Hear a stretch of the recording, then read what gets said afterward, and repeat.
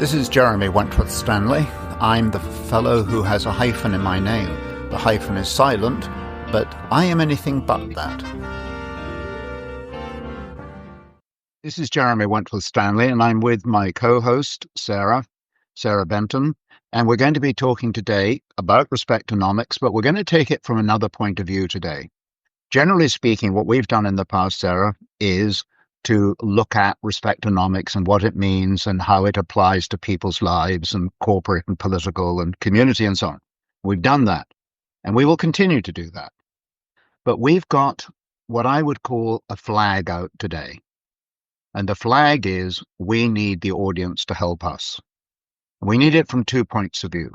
One, of course, is feedback in the normal sense of what people are thinking about how we're bringing the subject to the table.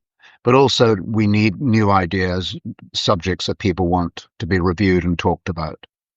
But the reason otherwise we need this feedback or this response to the flag waving is the message is incredibly important. Ultimately, we're talking about the dignity, the security of the human being. We're not talking about economics in and of itself, although I find it incredible that as we understand the dignity of the human being better, we also improve the economic outlook and the prospects.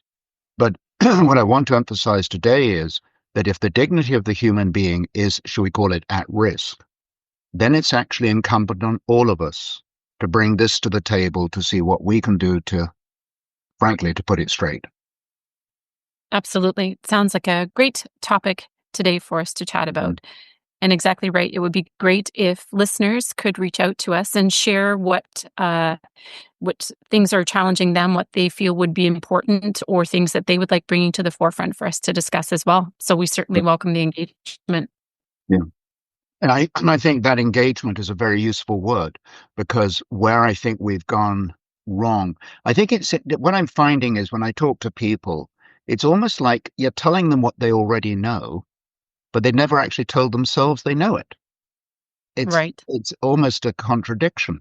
Although I did hear it said recently, it's very hard to discover the obvious. So maybe what we're putting on the table is the obvious, but it isn't in fact. And we need to bring it to the table. And when we talk about engagement, I see so many places today where, and I'll say the employee, but you might say the voter, it could be somebody in the community, it could be a member of some kind of, organization, community, faith, whatever it is. But have you noticed how people do not feel engaged? Most definitely. And I think, so like you say, whether they recognize it or they don't recognize it, I think it goes across the board in terms of all facets of people's lives, whether it be family, community, the workplace.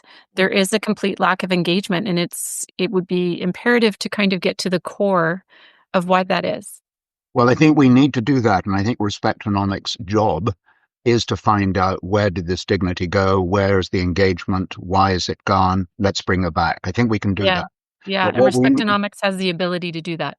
It does. It has the tools, it has the understanding, and they're very gentle approaches as well.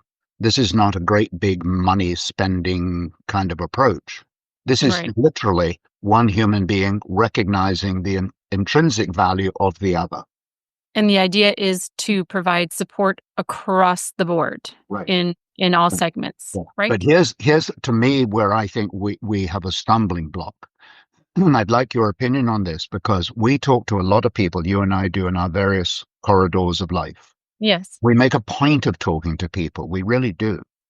And what I have found is that the people, the masses, if you really want to be a little corny, but the people I talk to, one and all, have the same response. Thank goodness somebody's doing it. I get this over and over again, that it's a problem that needs to be tackled. It's there. Yes. I think people are either afraid to say something, or there is a fear of, well, I've attempted to say something before, or attempted to provide solutions, or attempted to engage in the process, and it hasn't worked. So they kind of step away from it. I can attest to that personally. I was involved, let's just say many years ago, and it doesn't really matter. But I just remember one thing. There was a big merger on the table, very, very large one, lots of money Mhm. involved, and so on and so on. And I opposed it. And I've never forgotten the answer I was given, And which what was that response? Jeremy, you don't understand. Ah. Hello, Miss Put Down. I mean, it was a useless comment. But in fact, Mhm. what turns out is I understood very, very well, as it happens. But and I'm not. Mhm. This is not meant to be a self-righteous sort of declamation. It's more Yes. to the point. What you're saying is that if people have points of view that then get quashed, it doesn't Mhm. take long before you stop coming forward with them. I It's mean, just sort of what's the and in point? all honesty, what could have been a different approach? So even if they felt that you didn't understand, there could have been a completely different approach in terms of engaging dialogue and communication as to what your vantage point was into theirs, right? Well, now I'm going to appeal to the public. Here it goes. We all agree, I believe, that this business of the human dignity, human respect, is one that desperately needs to be restored. I think let's not beat more on that one. Let's agree on Yeah. that. Yes. The second part to the equation, though, is how do we bring this file forward? Because if I use almost ridiculous math and said 98% of the world says yes, 2% says no, we're okay, Jack, I have a feeling that that 2% is the upper echelons of political and corporate authority. In other words, this disengagement suits the upper echelon very well. It's a way of distancing themselves from the day-to-day issues, problems, finances, and whatever, while they continue to benefit either in Right. power or in income and wealth and power. Yes, and when it comes to from the corporate side or the business side, because again, we're not talking about simply large organizations or corporations. We're talking even from the heart of small business owners through to mid-sized companies and up to larger companies. Then that 2%, as you say, they may have different directives or different initiatives. However, if we're able to draw awareness or be able to have the ability to have communication or conversation or dialogue with those individuals and be able to articulate and show what the challenges are. And again, not that we're out to sort of take leadership down. What we're looking to do is to help them fill gaps, bridge gaps, create a better environment. And again, then everybody overall is more successful. And I don't just Absolutely. mean from a productivity or a No, financial standpoint, right? no. No, but it's interesting that I mean, first of all, and I'll just go back onto your point. The 2%, well, we just call it the 2%. They have done some remarkably fine work. They have brought organizations, communities to places that were 25 years ago would have been unimaginable. Um, somebody just told me yesterday, he said, look at the if you look at the Wall Street Journal and look at all the list of companies 25 years ago and how many Mhm. exist today. The Mm, answer is quite a few less. right, So, right. in other words, corporations have done some really wonderful work, and politicians they've made their mistakes, but they have attempted to bring humanity to a higher level of prosperity and decency and so on. And there's some great sociological movements to prove that. So There's that's, opportunities, yeah, really, is what it boils yeah. down to, What right? we need to do, I believe, though, is to ask the 98%, to ask the 2% to listen and to hear this message. And the reason they need to hear it isn't because there's some great moral rearmament going on. Hmm. Probably it is. But do you know the bigger truth is when we get this right and we appreciate the people that we work with and around, appreciation is a word that actually says you increase the value of. So if Absolutely. we're increasing the value of the human capital that is in every organization by definition, if we're increasing the incremental value of that human being, then the entire organization benefits. And Mhm. if we want to go one step further, if the organization benefits, so does society. So, Absolutely. And again, we talked about this on numerous occasions where, for example, if you improve in one area, that's going to trickle out or ripple out to other areas absolutely. of each Right. individual's life. I think most of us would agree that when you're talking to that proverbial bureaucracy, government agency, corporation, whatever, you always have that feeling you don't really count. And I have a feeling that that not counting feeling is in fact an expression of employees themselves not feeling counted. After Hmm. all, if you depreciate or put down somebody, it doesn't take long before that somebody is putting down other people. And Right. if it's the customer we're talking about, or the shareholder, or the supplier, whoever it might be, that is antithetically to good economics. And here's the challenge in that as well. So, employees, as you mentioned, don't feel valued or what have you. Leadership may feel that they are doing a good job in terms of doing that. So, here's the key: is perception is key. So, whether it's reality or not reality, this is the perception. So, it's an opportunity for Respectonomics to come in and engage it's I really like to think of it as looking for opportunities. There's Mhm. opportunities for improvement Right. and opportunities to grow. Well, I think that opportunity to grow is huge because if you look at AI, for example, Mhm. and everybody's talking about its ifs, buts, and whens and all that stuff, and I think probably the answer is we don't actually have a clue. But one thing I will tell you that I can almost guarantee you, AI will become a commodity. Just like copper, lead, lumber, and zinc, it will just become commoditized. We Mhm. saw an example of that last week when the Chinese said, well, we've got a system that's half the price and does twice as much. What was that? Deep something or other they call it?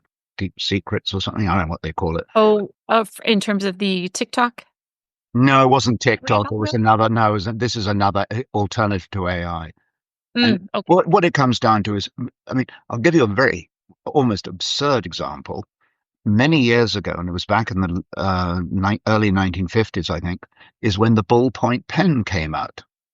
Mm. And it was invented by the French, and it was called the Baro. And a lot of people went on calling them Baros for years. They Ah, were okay. ballpoint pens. And the first ballpoint pen that came out retailed for $12. Oh, Yeah, which wow. and do the translation of what that would be worth today. I'm guessing Exactly. $100. I don't know what the number is. But the point of the matter is, you now buy your ballpoint at the convenience store in what, 100 at a go if you want, for Right. $25. I mean, they've become chump change. So we have to be very careful about commoditizing. So we Mhm. may think we've got the latest bell and whistle and all that, but once it becomes a commodity, then it's in everybody's back door, front door, it's everywhere. Mm. The human being can never be commoditized. And we've been commoditizing the human being by stripping away the dignity, taking Mhm. away the respect, taking away the authenticity. But every time we push the human being down, and everybody will have their own idea of what that really means to them. So Yes. I'm not pontificating on what it means. I'm Yes. Be pointing out, very individual. Yeah. yeah, it's very individual, and human beings today feel put down. It might be put down by the internet. It could be put down by, a mean set of managers. I mean, it doesn't matter. There's That's so not many external factors these days exactly and that very can impact. external. But the one thing you cannot do is commoditize the human being. And when you try and do it, all you end up doing is moving from a place of appreciation, we've Mhm. discussed that, to a place of depreciation. And depreciation it's on everybody's income statement. It's on your own personal income statement. Your car is worth less today than it was yesterday. Right. Everything depreciates over a period of time. And the point of the matter is, when we stop appreciating, we in fact, it's a sort of almost an equation. We end up with depreciating. Right. And if we're reducing the value and the purpose, if you will, of the human being, then in actual fact, all we're doing is stealing from ourselves. Agreed. Agreed. So that's where Respectonomics comes Yeah. in terms of aiding in that Yeah. area. Yeah. On And that note, can you tell but me Sarah, for the last time, what's that? I don't know how to put this into bigger English or bigger statement, but Okay. that 2%. And I mean, Yes. however you want to, again, it's an individual kind of understanding of what 2% means. Would that 2% please come to the table and look at these opportunities to reset the dignity and the validity of the human being? Please. Yeah.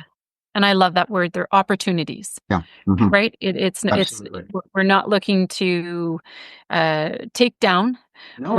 We're looking to assist and support and provide, looking at and assisting you in growing businesses and looking at those opportunities. Really, that's a really positive word, and I really like that vantage point. It's opportunity. But I think it's true. And when I was looking at the sort of whole business about what happens when you restore the dignity of the human being, Mhm. what actually do you get out of it?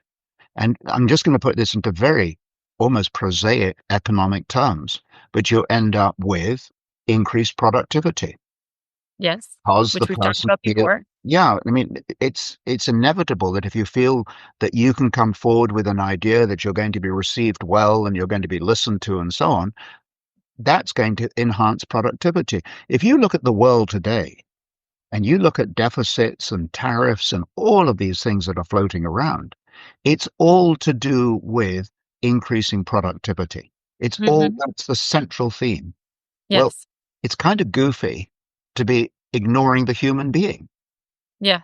The human being has more aces up their sleeve to improve productivity than any other mechanic or vector or new machination, whatever it might be. We will do far better when we get the human being productive. And you get the human being productive when you Right. engage, your word, when you engage, when you show them the opportunities, when you listen to them, all of these things. I mean, they're incredibly what Yes. fundamental.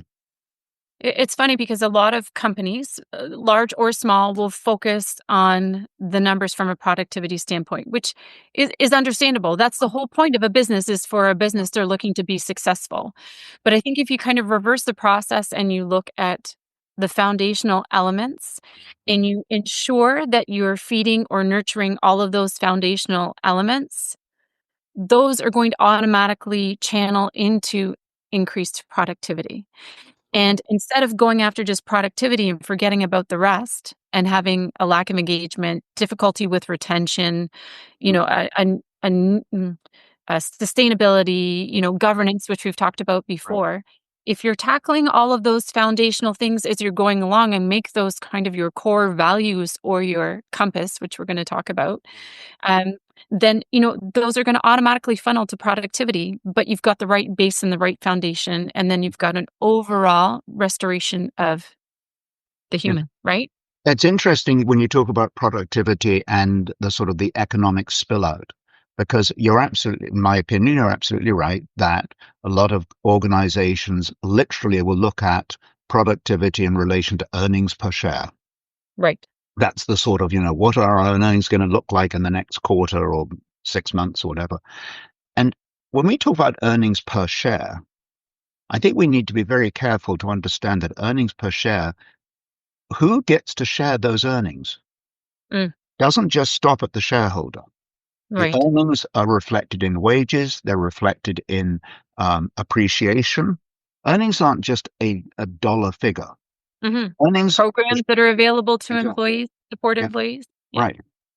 And mentorship, all of those kinds of things. And when you allow that human being to participate in those earnings, Hmm.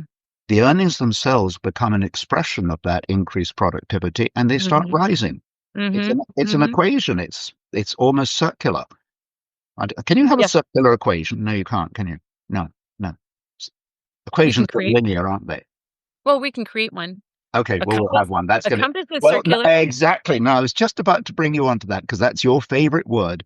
Tell Yeah. everybody about the compass.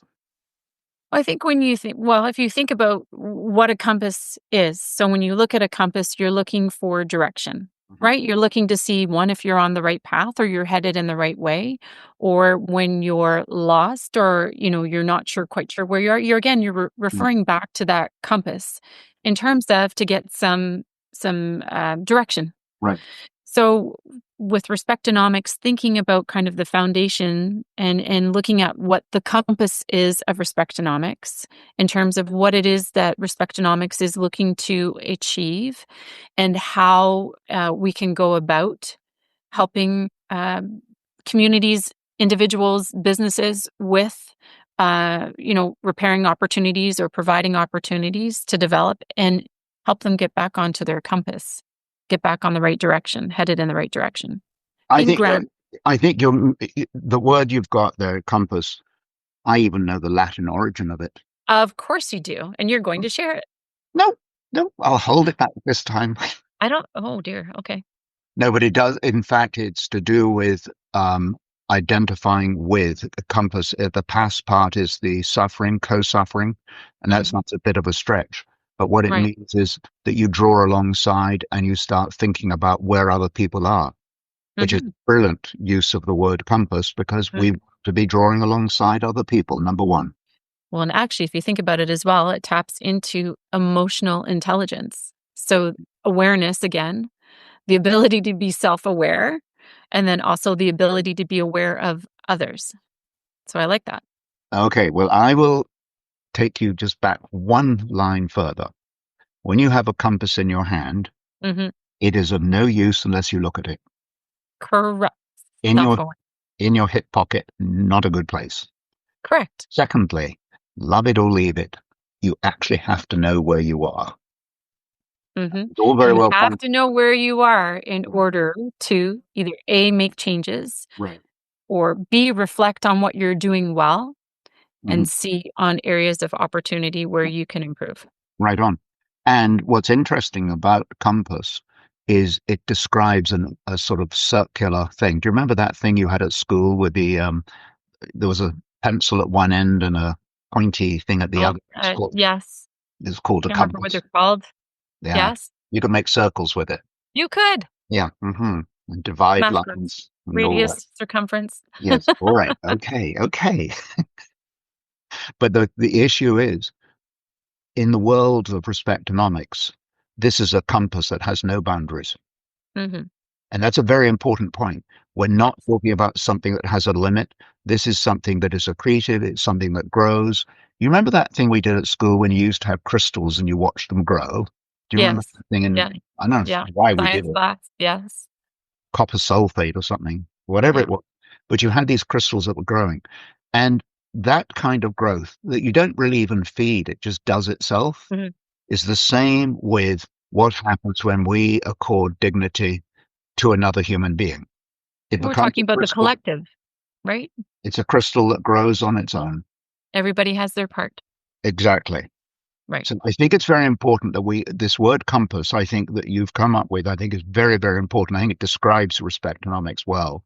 And we're also, you and I are working now on the compass, which is the way in which we correlate body, mind, and soul with the necessities of living, with the things that we need to live or to thrive on, and then to find out what the community, what the business, what the politician, whoever it might be, is doing for us in those particular corridors.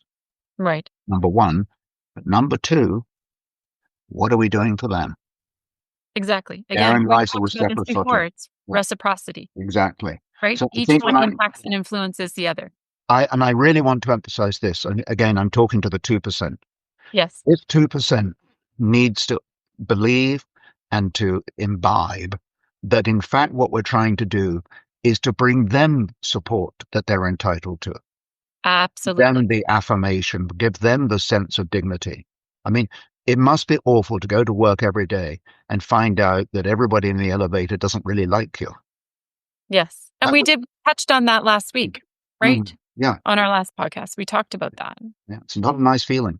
So I think the more that we can have this intra, more technically speaking, intra-relationship where people reciprocate to one another, whether it's in dignity, whether it's an opportunity, whether it's in a straightforward, sitting down with somebody and having a chat. Yes. Yeah. I mean, Respectonomics owes a great deal to the fact that the likes of you and I sat down and had a chat over a cup of coffee somewhere. Yes. Yeah. It's very basic. It's very foundational. And really, we would love to have the opportunity to sit down with that 2%, if Yeah. you will. Yeah. Actually, anybody, right? Even the 98%, because you're understanding both perspectives, but like you say, we're focused on that 2% because realistically, that 2%, if we're speaking from a business perspective, Right.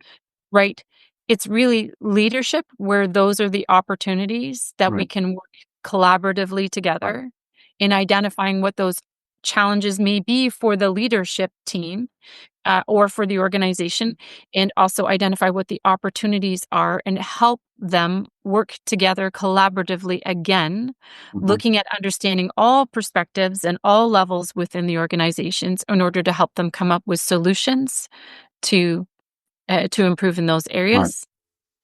Yeah. Well, I think that's the cause of the day. And I've got one last thing to say about this whole subject.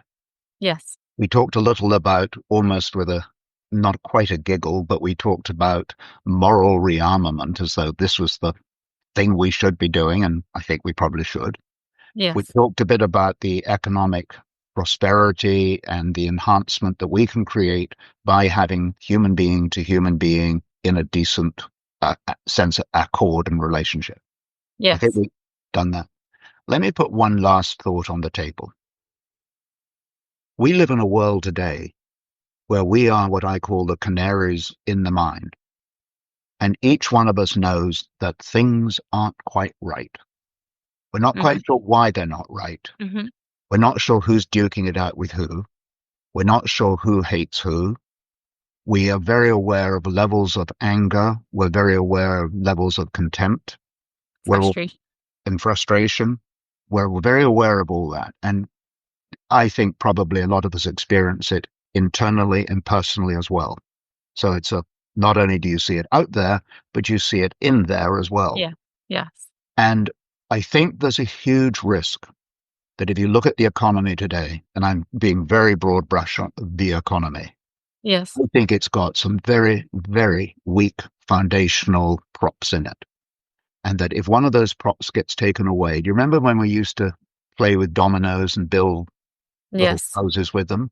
And you Hmm. took out one domino and the whole thing Hmm. tumbling down. Yeah. We run that risk. And with that economic risk in prospect, and it could be political as well, by the way, with Yes. that risk in prospect, what could be more important than one human being drawing alongside with another? Now more than ever. Now more than ever. And we need to get in practice. Yes. Yes. We rest our case. We rest our case. I thought you might have one more thing to say. You had that look that said, I've got I something else. had that.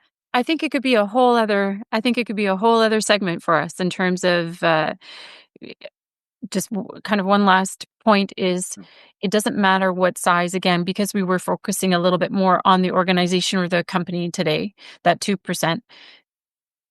It doesn't matter whether it's a small business, a medium-sized business, or a large corporation. You're going to find consistent themes or challenges that exist, within all of those lines of business or sizes of business. So we really do implore you to reach out, share what your challenges are. We likely know what some of the consistent themes are, and we're here to work with you for a tailored approach that suits your organization's needs, whether it's 3 employees or 30,000 employees. We rest our case. We rest our case. Thanks, Sarah. Thanks, Jeremy.